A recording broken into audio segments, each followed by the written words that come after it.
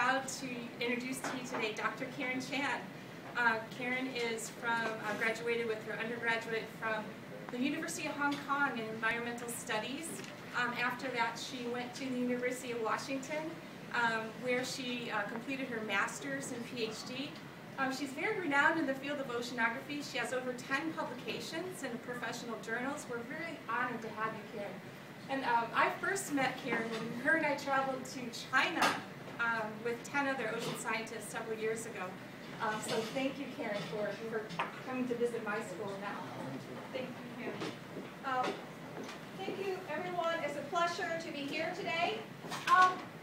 So I understand that this is a STEM club, so what I intended to do here is to share with you how I got interested in my science, what the questions that I'm asking, how I go about addressing all the questions, and at the end I'll open it up to questions. So you're welcome to ask me anything ranging from how does a Chinese girl end up being in America, what does it mean to be doing oceanography, and other things like, do scientists have a life outside the lab?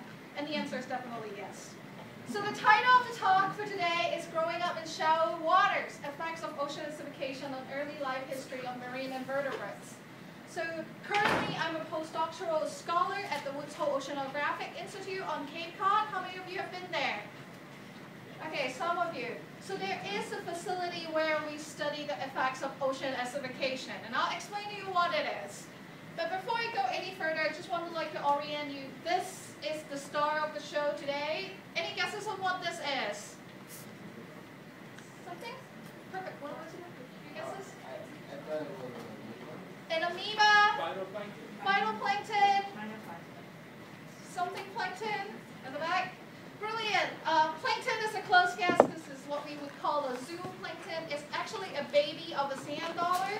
A sand dollar is basically, imagine you have a sea urchin, you flatten it into a pancake. That would be a sand dollar. That's what the baby looked like, and that's why it's growing up in sour waters. And this is my study organism, and it will be the star of the show. So I would like to start with this question. So this is a picture that I took during one of the field trips, actually with Kim. Here's the question. Have you ever thought of how do the barnacle end up on the rocks where they are? I'm going to ask you to take a minute and think about it and talk to your neighbor. How did they get there?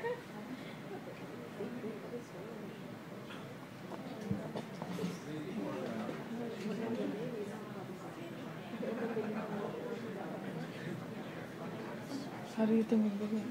No idea. Take another 30 seconds or so.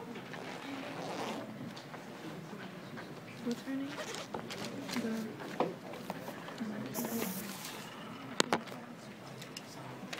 Okay, let's kind of wrap it up. I can hear the talking going down. Any ideas of how did the barnacle get onto the rocks in the first place?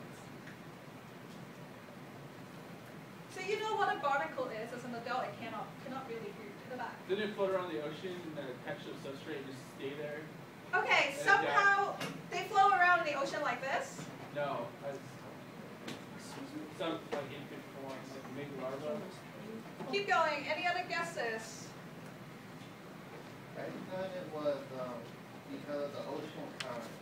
That the ocean current would flow down to whichever rock formation there, and then it would just stick there.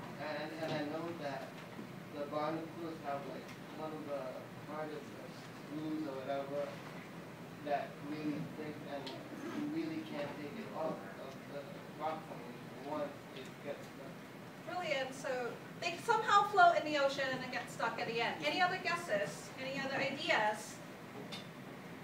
Don't be afraid. There is no wrong answer. I'll show you in the talk later on how science is all full of surprise, and I've made all kinds of mistakes along my way. So this is a great answer. A lot of you get the idea. So this is what we call the typical life history diagrams. Barnacle adults got stuck on the rock, and just to give you a little factoid or tidbit that I always like to try and tell people about barnacle. Okay, I might blush. Barnacles have the longest penis per body size in the animal kingdom. So if you're interested in reproductive biology, they might be the one that you would study. So they fertilized their neighbors, and they released the gametes, eggs and sperm.